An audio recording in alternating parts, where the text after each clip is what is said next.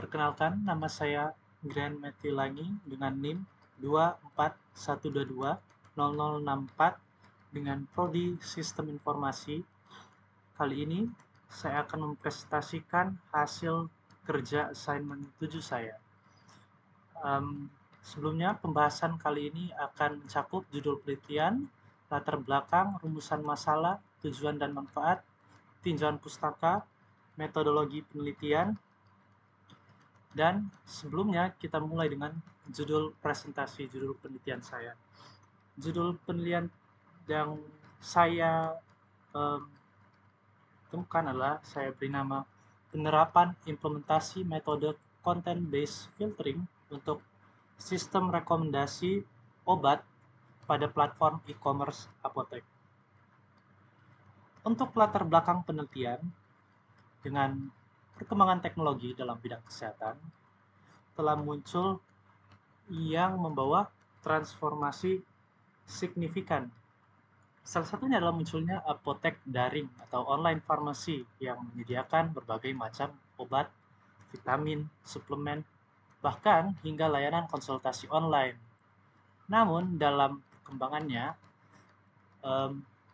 seiring dengan bertambahnya produk yang ditawarkan pada salah satu apotek daring misalkan, pengguna seringkali mengalami kebingungan dalam memilih obat yang sesuai. Maka dari itu, penelitian ini akan berfokus dalam membangun sistem rekomendasi obat berbasis content-based filtering pada platform apotek daring yang akhirnya nanti akan membantu pengguna menemukan obat serupa secara cepat dan tepat, sehingga pengguna dapat menemukan obat yang ia inginkan. Namun, dalam melakukannya adalah beberapa masalah dalam penelitian. Yang pertama adalah masalah seperti bagaimana penerapan metode content-based filtering itu sendiri dapat digunakan untuk merekomendasikan obat alternatif pada platform apotek daring. Seperti study case yang saya gunakan kali ini adalah Apotek K24. Lalu ada juga seberapa efektif metode TF-IDF atau cosine similarity dalam mengukur kemiripan antara deskripsi yang dijabarkan dan kandungan obat.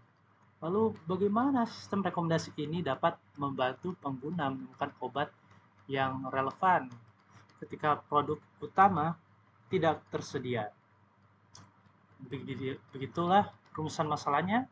Namun, jika kita lihat, tujuan dan manfaat penelitian yang saya bawakan adalah yang pertama, tujuannya untuk mengembangkan sistem rekomendasi obat berbasis content-based filtering pada platform e-commerce apotek yang menerapkan dan menguji efektivitas metode TF-IDF dan cosine similarity dalam mengukur kemiripan deskripsi antar produk obat. Dan akhirnya meningkatkan kemudahan pengguna dalam menemukan alternatif obat yang berdasarkan kandungan dan indikasi. Dengan tujuan ini, maka manfaat yang didapatkan pada semua pihak adalah yang pertama bagi pengguna untuk mempercepat proses pencarian obat yang sesuai kebutuhan. Jadi mereka tidak bingung dalam mencari obat yang mereka inginkan. Lalu bagi pengelola apotek, meningkatkan pengalaman pengguna dan potensi transaksi melalui sistem rekomendasi. Jadi dipermudahkan bagi pengelola apotek untuk melakukan transaksi. Lalu ada bagian pihak peneliti yang memberikan kontribusi terhadap pengembangan sistem cerdas di sektor kesehatan digital, yang dimana pengembangan ini akan memajukan sistem cerdas. Lalu, kita masuk ke dalam tinjauan pustaka. Nah, penelitian mengenai sistem rekomendasi berbasis content-based filtering telah menjadi fokus utama dalam berbagai sektor, termasuk e-commerce, pendidikan, pariwisata, hingga yang kita bahas saat ini, kesehatan dan farmasi. Banyak studi kasus yang dilakukan dari yang kita ambil sampelnya dari 2020 hingga 2024 yang menunjukkan perkembangan signifikan dalam pengaplikasian CBF untuk mendukung keputusan pengguna dalam memilih produk yang relevan dan aman. Seperti Pratondo sendiri mengatakan, yang mengawali penelitiannya, dengan mengidentifikasi kebutuhan personalisasi dalam kampanye digital. Dan pada saat dia melakukan proses pengujian tersebut, sistem yang dilatih dengan dataset kampanye digital dan diuji menggunakan ukuran akurasi yang menunjukkan hasil hingga 85,22%. Ini membuktikan bahwa ada pendekatan CBF yang akhirnya dapat menangkap preferensi pengguna cukup baik dan meningkatkan efektivitas kampanye yang ditampilkan. Nah, dari beberapa tinjauan literatur yang tidak dijabarkan di sini, singkatnya memberikan landasan yang kuat dalam penerapan CBF pada e-commerce, terutama e-commerce farmasi yang akan kita lakukan. Selain tab IDF dan cost similarity sebagai pendekatan umum, beberapa studi mulai mengintegrasikan teknik lanjutan seperti NLP atau pembelajaran mesin dan analisis sentimen untuk meningkatkan akurasi dan relevansi sistem rekomendasi. Baik, untuk selanjutnya, metodologi penelitian. Untuk melakukan penelitian ini, jenis penelitian yang digunakan adalah studi penelitian terapan atau applied research yang dengan pendekatan kuantitatif. Penelitian ini bertujuan untuk mengembangkan dan mengevaluasi sistem rekomendasi seperti yang saya bilang tadi, content-based filtering dalam konteks e-commerce berbasis web yang menggunakan studi kasus yang menggunakan platform apotek e-commerce Apotek K24. Lalu, desain penelitian yang akan digunakan pada saat ini adalah research and development yang mengacu pada model pengembangan sistem berbasis metode rekayasa perangkat lunak.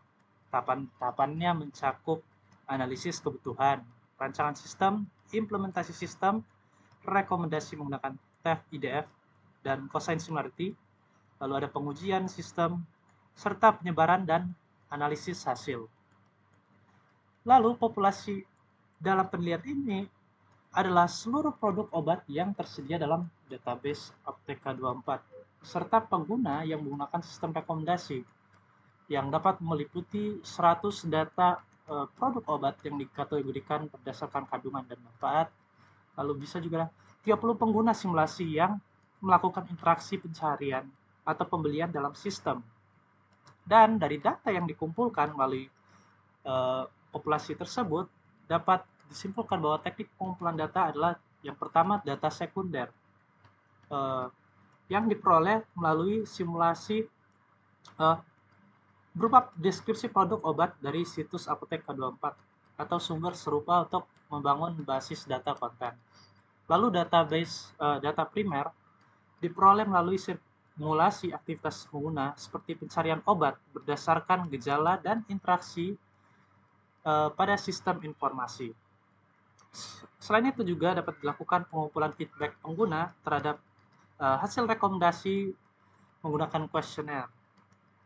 Lalu instrumen penelitian yang akan digunakan antara lain seperti Python dan framework lain seperti Flash dan mungkin Django. Lalu ada juga scikit-learn untuk machine learning dan juga dapat seperti dataset deskripsi produk obat yang telah diproses seperti menggunakan NLP atau Natural Language Processing. Dan teknik analisis data sendiri dilakukan pada 2 tahap utama, yaitu analisis sistem rekomendasi yang mengukur performa sistem menggunakan metrik akurasi seperti recall, F1 score. Lalu ada analisis persepsi pengguna yang menggunakan analisis deskriptif terhadap hasil kuesioner yang mendukung aspek performance, ekspektasi, effort, dan user satisfaction berdasarkan teori UTA-UT. Baik, dengan metode ini penelitian yang akan nantinya menghasilkan harapan yang tidak hanya tepat secara teknis, tetapi juga diterima dengan baik oleh pengguna akhir dalam konteks farmasi daring. Demikian presentasi yang dapat saya sampaikan. Biarlah hasil presentasi ini dapat memajukan sistem cerdas dan bisa bermanfaat tidak hanya bagi saya, tapi semua yang menggunakan. Terima kasih. Tuhan memberkati.